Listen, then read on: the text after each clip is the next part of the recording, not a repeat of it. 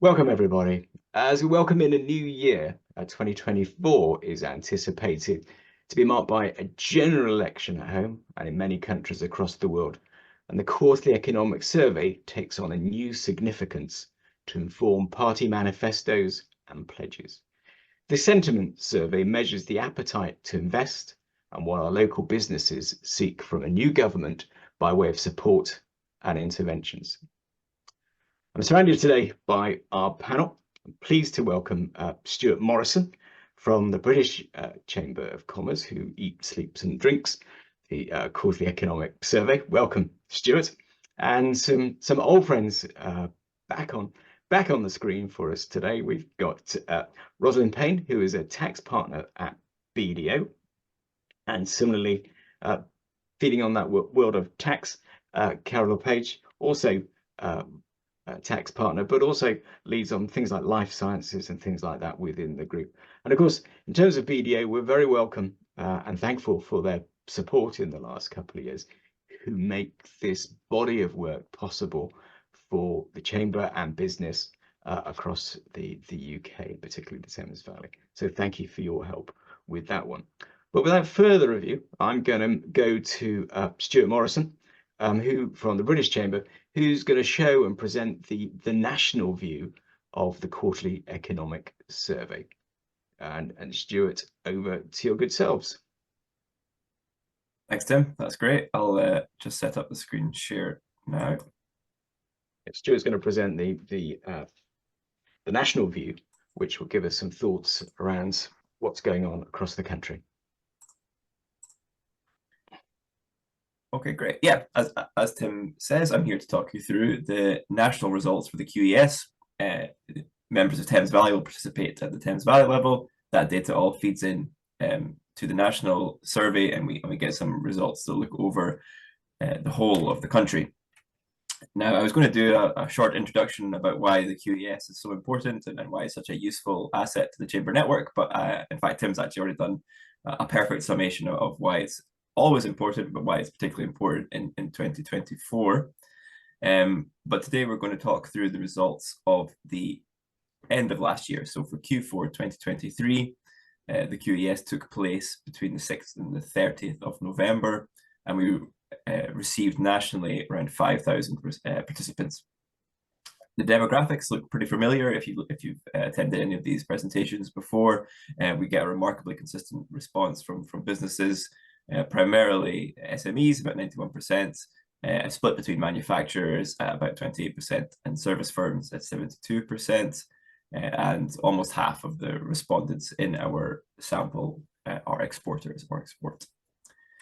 To highlight what we mentioned earlier about the importance and the significance of QES, I've put up a short slide just demonstrating some of the coverage we received over the course of 2023. And you can see there's a huge range of coverage from press, from television appearances by members of the network, and a huge amount of interest in the work that we do, and just shows the impact it has at the national level at the QES. So what did we find out in Q4? Here's just a snapshot of some of the key findings that we'll go into in a little bit more detail. I suppose the overall summary would be something along the lines of slight improvement to business conditions, and an increase as well in business confidence, although overall we haven't seen a significant shift over the course of the year, and the results that we see are pretty consistent with what we would see as a low growth narrative in the UK economy. The main takeaways have been the downward trend that we've seen in price expectation, that has now, or for this quarter anyway, has seen a slight reversal, which we'll get into in a bit more detail later on. The labour market, although there is some evidence now that it's starting to ease, the data within the QES suggests that it's still pretty tight for most firms. The proportion of firms that consider interest rates a concern has eased slightly. And across the different sectors, we see the hospitality sector really facing some of the most tough conditions.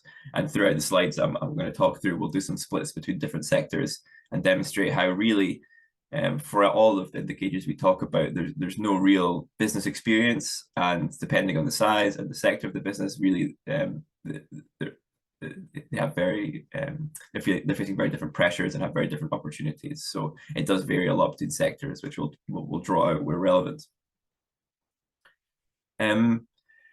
So getting into the kind of meat of the data, one of our sort of primary indicators asks businesses on the left-hand side of this chart. You can see over the past 3 months, have your UK sales, customs, or bookings increased, decreased, or remained the same? And the lines on the chart represent the net balance of that figure. Now you can see that both lines, so red for services and black for manufacturing, are now both heading in an upward direction. So we can say that in that aspect, conditions have improved slightly. But of course, we are talking about that being from a very, very low base, particularly over the last year or so, when the proportion of firms expecting sales to increase was very low. What we've also seen over the last few quarters was a divergence. So with the red line continuing to sort of gradually increase, but actually in the last year, we saw the proportion of firms in the manufacturing sector actually reporting an increase in sales actually declining. That's reversed this quarter, and actually both lines or both sectors are now reporting improving conditions. So again, one to keep an eye on and to keep looking at the difference, but to highlight again, it does depend massively on what sector you're operating in. And even though both lines are now going in an upward direction, you can see that there is still a significant gap between the red line for services and the black for manufacturing. Story for export sales on the right hand side is relatively similar. You can see, generally speaking, the lines are much more volatile, and particularly if you look at the black line for manufacturing, it has varied quite a lot over the past year and quarter by quarter. But both lines heading in an upward direction. The proportion of firms reporting their export sales over the past 3 months have increased, is getting better, but certainly not in any incredibly significant way. The lines are really just easing upwards ever so slightly. If we looked kind of in more detail at the sector splits, we would see that business-to-business service sector firms are the most likely to be reporting an increase in domestic sales. So generally across a lot of the indicators we'll look at today, that'll be a similar story with business-to-business service sector firms looking to be in the strongest position. Despite this slight improvement to business conditions, what we're not seeing is a corresponding improvement in business investment. So if you look at the chart here, you can see that in sort of put inside the little black box is the total figure. So only 24% of businesses surveyed in Q4 reported that over the past few months, their investment plans had increased. And it's been really at that level for a long time now. It hasn't seen any significant movement upwards from that kind of 24-25% figure. But what we do see is large sectoral disparities. So this chart demonstrates it quite nicely, whereas if you look at the bottom of the chart, you can see that hospitality, catering, or tourism sector are the most likely to be reporting a decrease in their investment over the past 3 months. That's up at 32% in the red.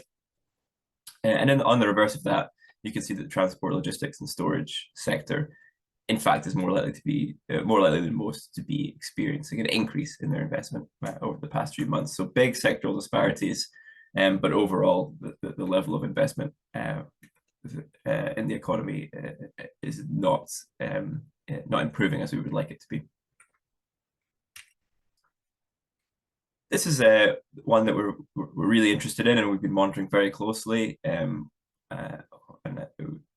it refers to the labor market and whether or not firms are recruiting.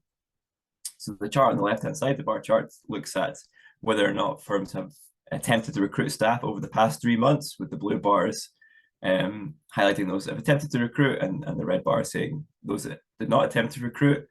And you can see it's really been pretty much unchanged over a number of quarters, really going back to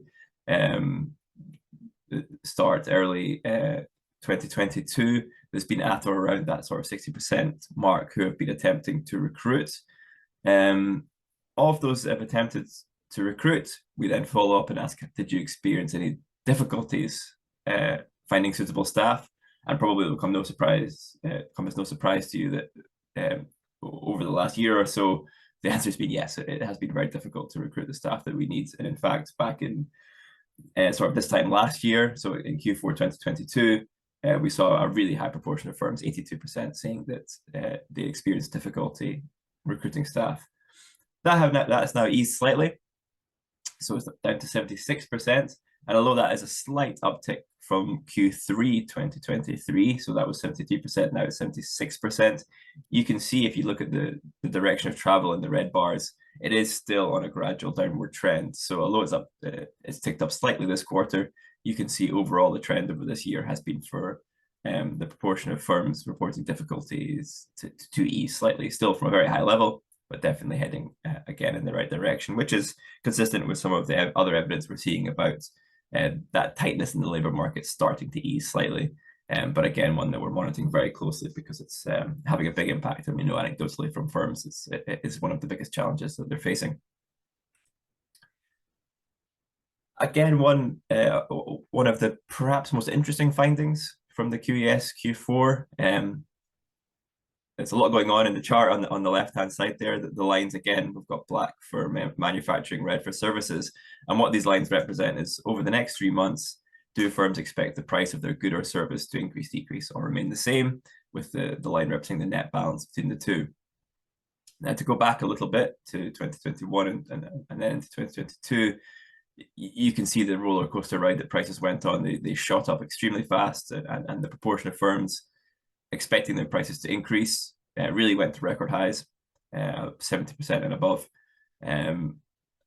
But fortunately, what we then saw subsequently in 2022 was that to reverse pretty quickly.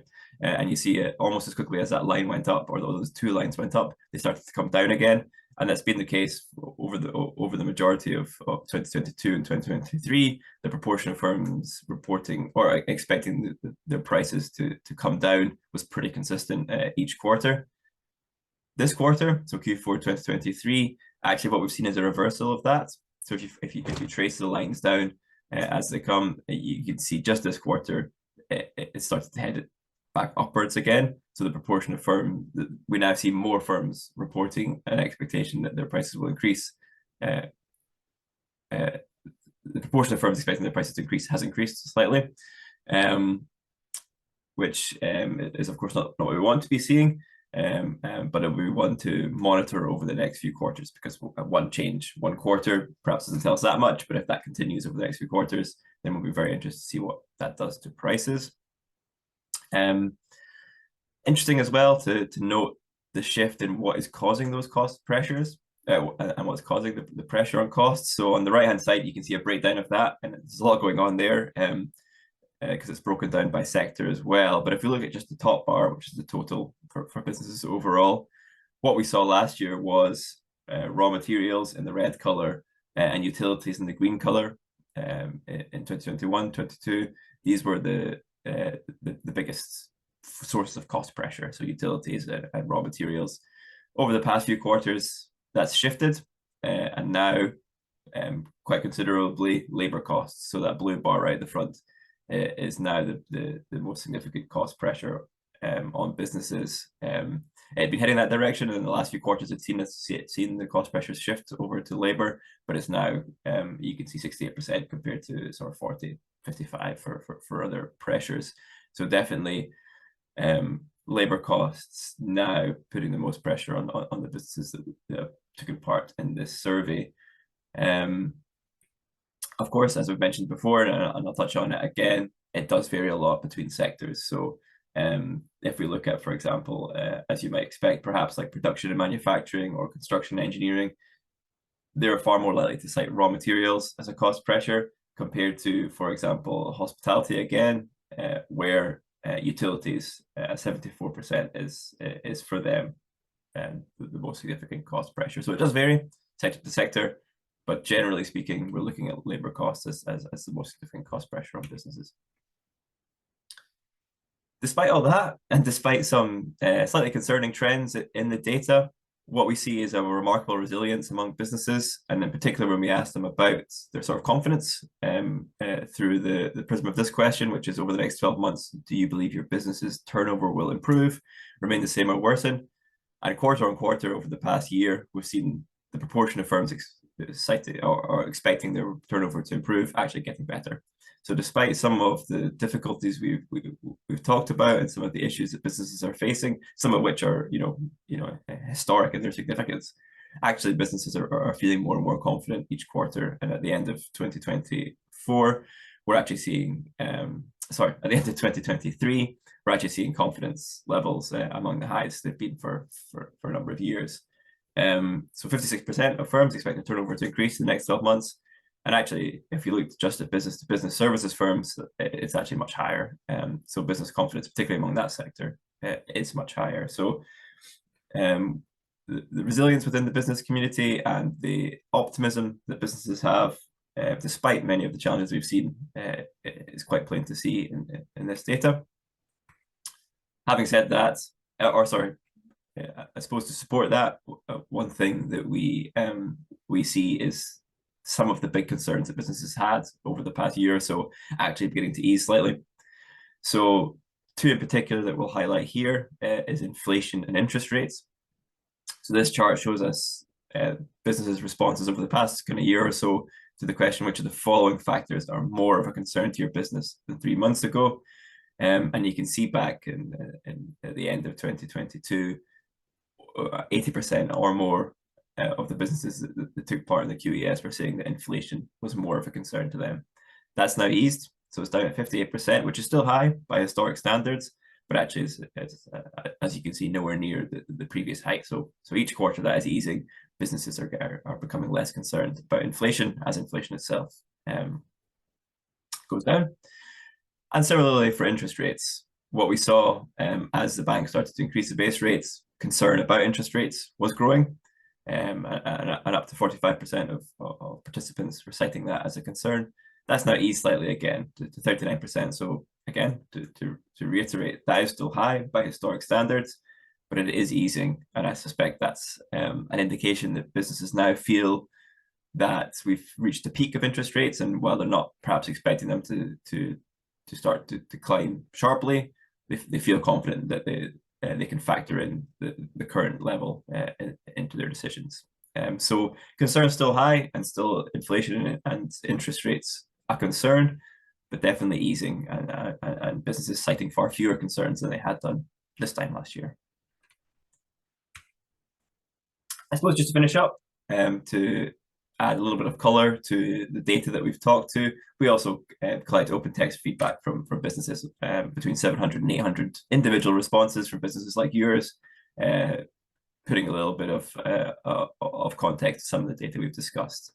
And you can see the topics that come up are perhaps not surprising based on what we've discussed today. And to give you some examples, we have businesses from all around the UK talking about costs, prices, interest rates, wages, and some other issues that they're seeing as well. So some fantastic detail, business talking about all the issues that we've discussed in great detail, which is incredibly valuable and helps us understand what's going on. So for me, that's all from the national picture, and I'll hand back to Tim to discuss further.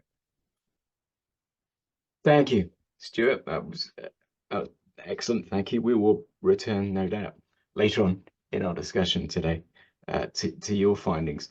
I'm going to move now from the findings national to our Thames Valley picture, which Rosalind Payne from BDO is going to talk about next. And just for context, the Thames Valley patch runs from in the west, starts, I guess the easiest way to look at it is Swindon out in the west, all the way along the M4, bumping up to about to Heathrow, the far east of our patch, and then that moves up through all of Berkshire, bits of Bucks and Oxfordshire, and closing the triangle again back down at Swindon. So that's the context of the area where our businesses are represented. But I'll pass over now to Ros.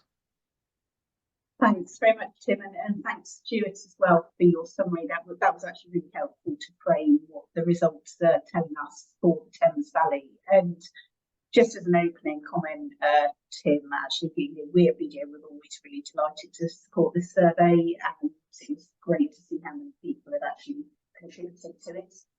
So I'm going to put some colour around the results in 3 areas. So I'm going to talk about sales, people, and then finally cash flow and investment. And then, given I spend most of my days talking to businesses, in particular SMEs, I do just want to share some of the ways that local businesses are responding to challenges and opportunities.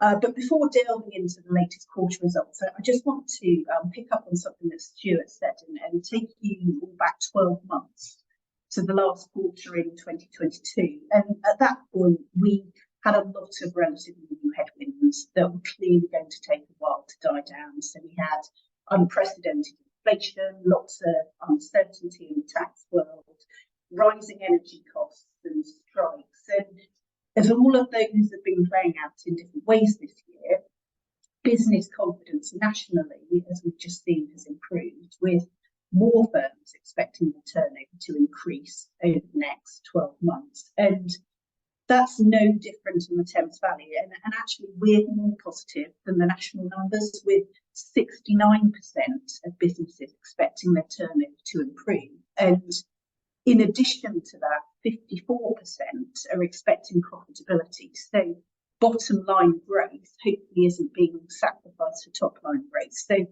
there is some real positive expectation, I think. And I said I'd cover 3 areas, and the first is sales. Now, 45% of respondents thought that UK sales had increased, and 57% felt that overseas sales had increased. And both of those are down slightly from the last quarter, but actually we had a big surge in Q3, and possibly this is just the effect of stabilising. But it does reflect a relatively low growth environment, which hasn't been entirely surprising. And what are the top concerns for the Thames Valley? Well, pretty consistent, actually. We've got inflation and interest rates. They are being cited by fewer businesses, as we've talked about, but there is clearly still nervousness. So, for example, 57% of businesses in the Thames Valley are still flagging inflation as a concern. And interestingly, competition has grown in significance, and tax remains high at 33%. And I suspect that's going to have much more of a focus as we move towards an election. Moving on to people, obviously key to pretty much any business. And we're seeing a couple of things here. So firstly, although only around 6% of businesses have decreased their workforce over the past 3 months, with a similar proportion expecting to over the next 3 months, growth in headcount does seem to be slowing. And I think the fact that firms are increasingly running below capacity is likely to be a consequence of this. But at the same time, the talent seems to be becoming a bit easier, which is very consistent with the national picture. It's still hard, with just under 60% saying increasing this quarter, in particular for professional and managerial roles. But this time last year, 80% struggling to recruit. So possibly we're moving more slowly away from a more candidate-led market here. And I think the final thing I'd flag on people is that workforce growth is geared now increasingly towards temporary and part-time roles. And given recruitment seems to be getting a little bit easier, this could be an aspect of cost management to drive those profits we talked about earlier. But equally, it could also signpost a desire for employers to accommodate different working patterns and increase their competitiveness. And I think a lot of businesses have had to adapt to approval pressures over the last couple of years. And then finally, in terms of cash flow, 33% of firms have said their cash flow has increased. And this is lower than in previous quarters. And conversely, 26% consider their cash flow has decreased, which is higher than previous quarters. And probably as a consequence of this, investment in both plant and machinery and in training seems to have plateaued. Around 60% of businesses have kept investment consistent, with significantly fewer having increased their investments. And I'm sure Carol will talk more about some of the tax things to think about there to make sure that any investment is made at a lower cost of business as possible. And then finally, just one other stat to draw out, and this is around pricing of goods and services. And we've still got just under 40% of firms thinking that they will be under pressure to put up prices. And the top reasons for this, again, very consistent, are labour costs, utilities and overheads. As expected, fuels become less of a concern during the past quarter.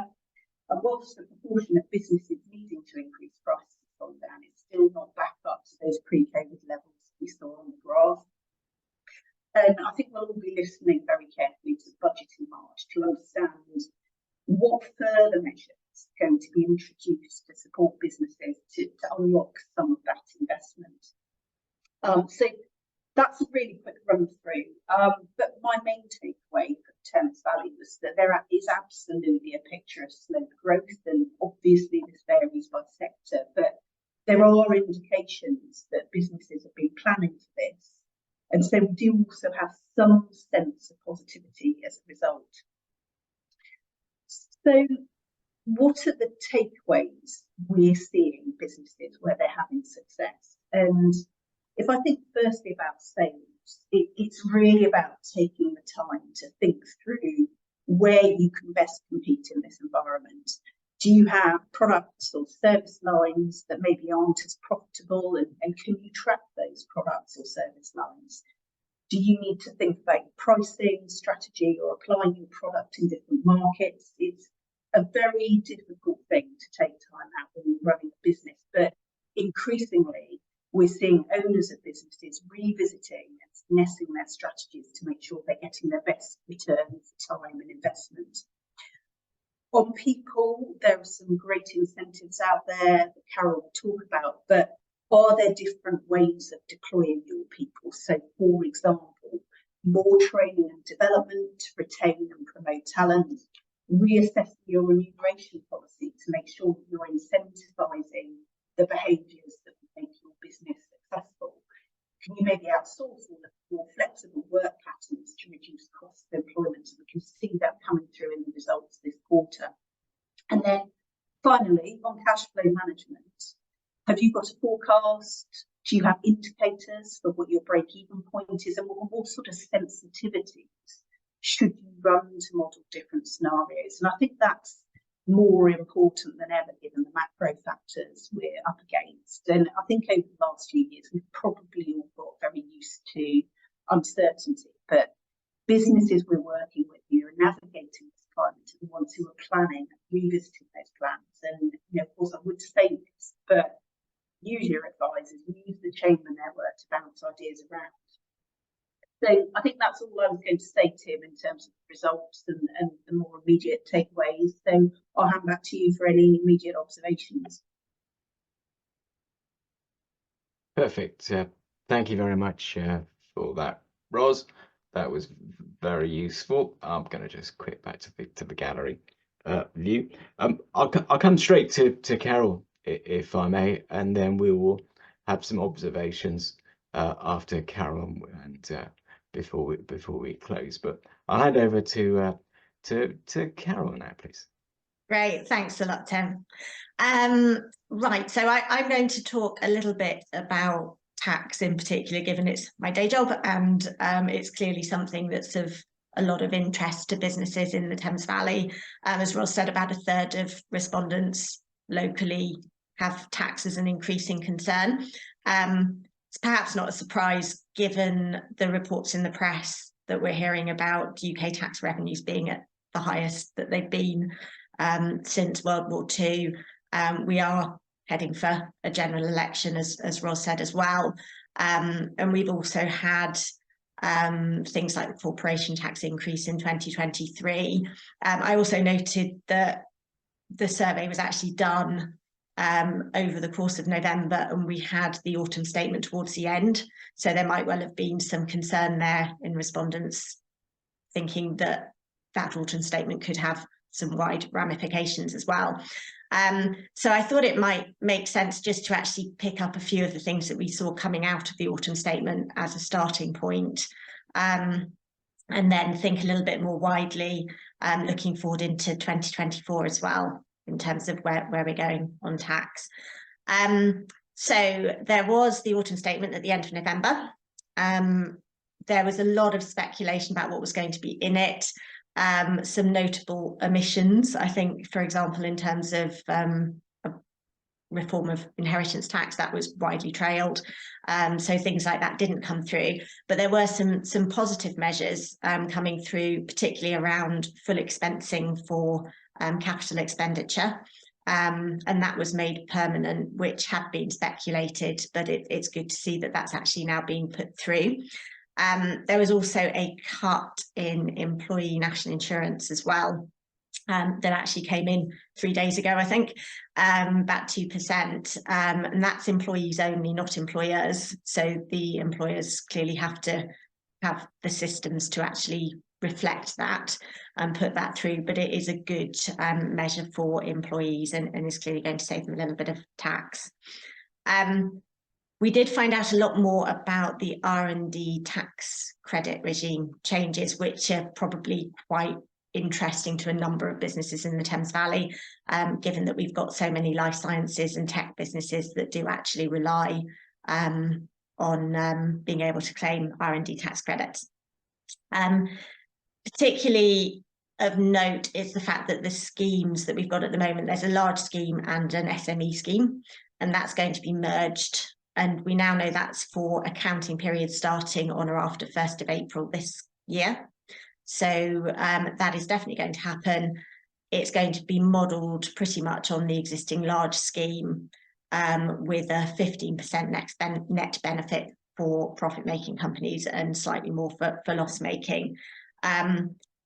Alongside that, there's going to be a separate scheme for SMEs that are loss-making and R&D intensive.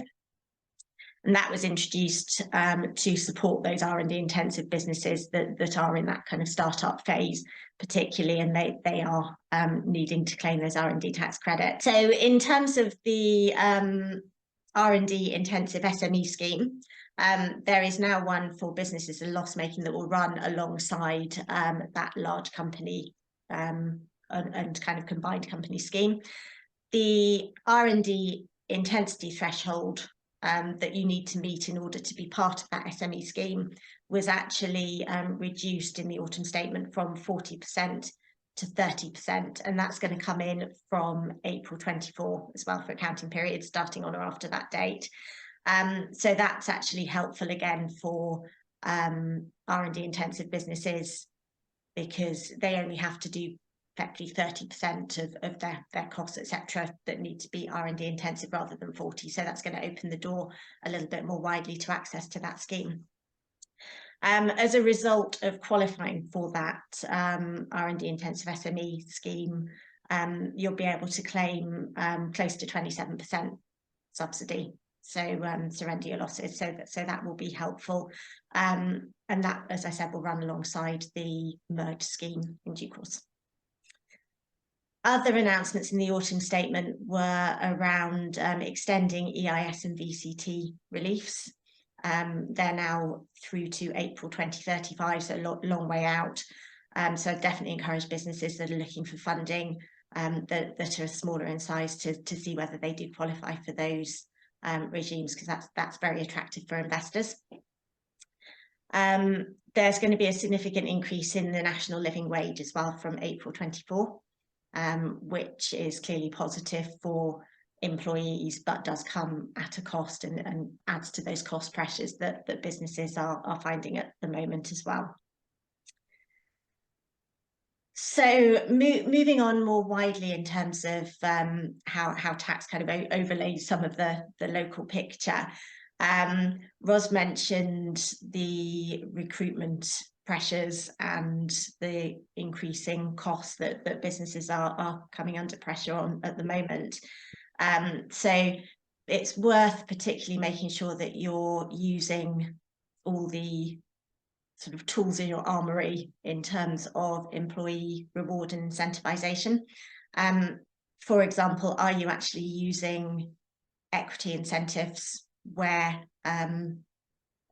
they're most appropriate? Are they tailored and aligned to where you're going as a business to really align employees to your strategy and to give you the best chance of delivering the growth and the sort of success that you're looking for?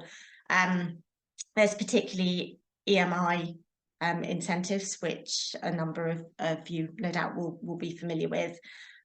Those are available for smaller companies, and they enable you to grant options to employees, and that when they exercise and then sell, they can get a 10% tax rate, and you get a corporate tax deduction as well as an employer. So it's a very tax efficient mechanism of both retaining employees and then giving them something that is tax efficient, and they can be aligned to an exit if that's where you're going in due course, or they can be aligned to something else that's business critical to lock people in and focus them.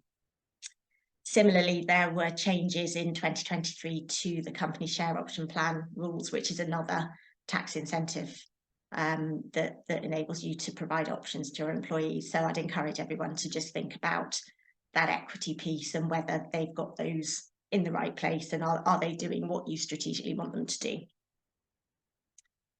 There's also the ever-present salary sacrifice, which I know I've mentioned before in prior quarters, but making sure that you're really thinking about your flexible benefits and using salary sacrifice for things like pensions, for example, if that would be helpful for your workforce. Thinking about what other benefits employees are actually going to value as well.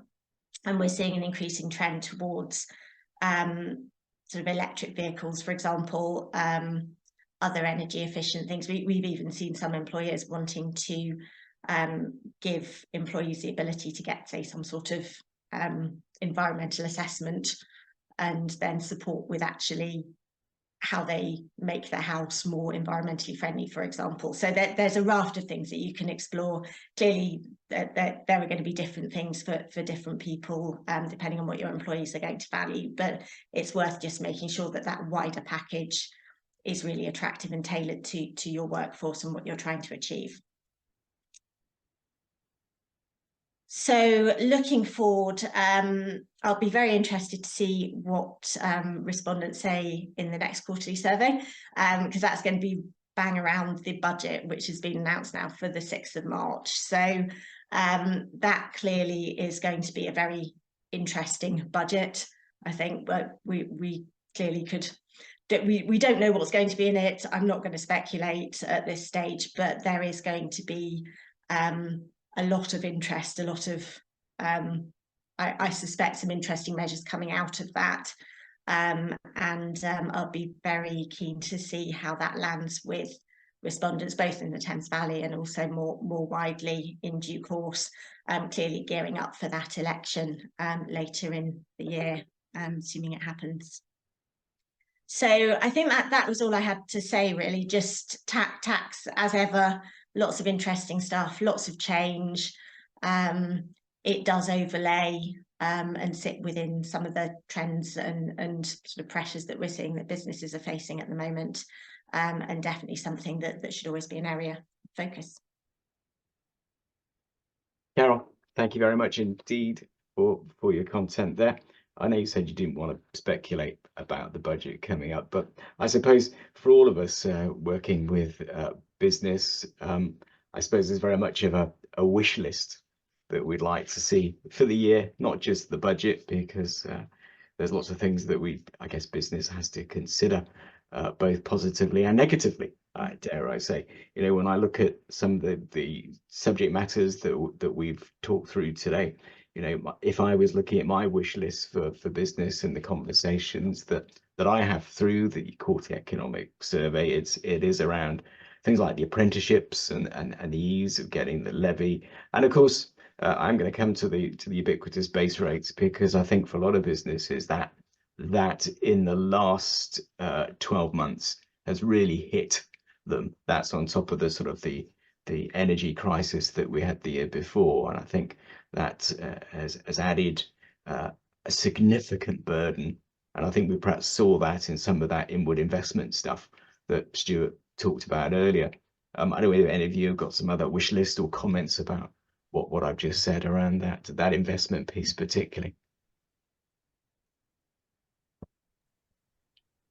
Yeah, I know from the autumn statements, the end of last year, that a lot of the asks and the things that the Chamber Network were really keen to see actually appeared in the statements. So we were very fortunate, and I think particularly the main one to draw out would be the change to full expensing, to make that permanent now, which I think was a great move that's proven very popular within Chamber businesses. So yeah, I think that's a reflection of the voice of businesses within the Chamber Network are heard at the Treasury, and the things that we want does get heard. Exactly, and I think those some of the concerns that we're seeing, and I do wonder. We've seen an easing in the pressure on recruitment, and I'm talking easing just a small piece. But I wonder also, with the conversations that the Chamber has with business of all shapes and sizes. One comment that or several times it was commented to me in the last quarter, was the fact that a lot of business had spent 2 or 3 years building their workforce, and actually felt now potentially they were a little overstaffed, and because there wasn't enough work to keep all of those busy, but they were very reluctant to make any changes, because they fought tooth and nail to get those people on board in the first place. So that was a slight concern that I had. But positively, I think, as Stuart talked about, we're very lucky. We'll work with some fantastic businesses of all shapes and sizes, and the resilience that they all demonstrate each and every day makes our jobs much more exciting, I think. I don't know if anyone else has got any thoughts on their own wish lists, what they'd like to see, or general comments during the year. Stuart, I know you guys are up there in Downing Street lobbying each and every week on behalf, using the feedback that you get from our network. What's on the agenda coming up? Yeah, I think that's right. We're advocating on behalf of members of Chambers of Commerce up and down the country. We have fantastic tools at our disposal. I think the main one being the QES, and it gets us access to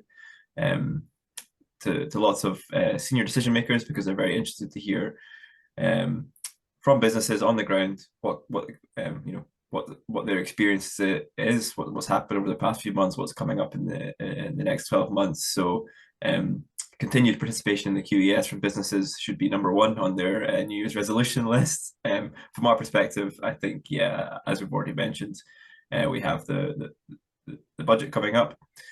We have an election at some point this year, so lots of opportunities for the voice of businesses to be heard. And it's important to engage as much as possible with your local Chamber of Commerce, because that's the fastest, most efficient way to have your voice heard during what could be an exciting year, maybe a slightly scary year, but certainly lots going on, and the Chamber Network will be here throughout to help guide businesses. Ros, any final thoughts? I guess the only thing I'm going to pick up on is just talking about base rates and making permanent expensing.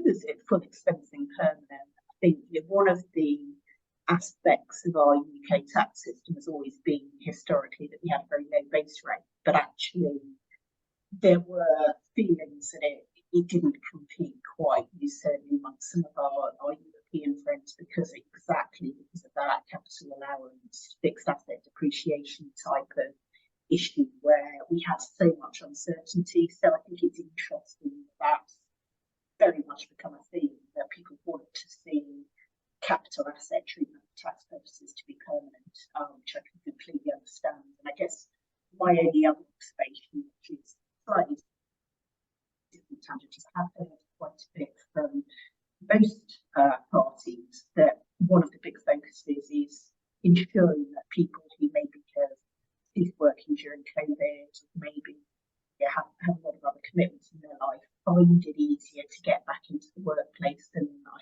suspect we'll be hearing a bit more about that in the budget. We don't know. It's not a tax point particularly, but just how do we use that return back to the workplace?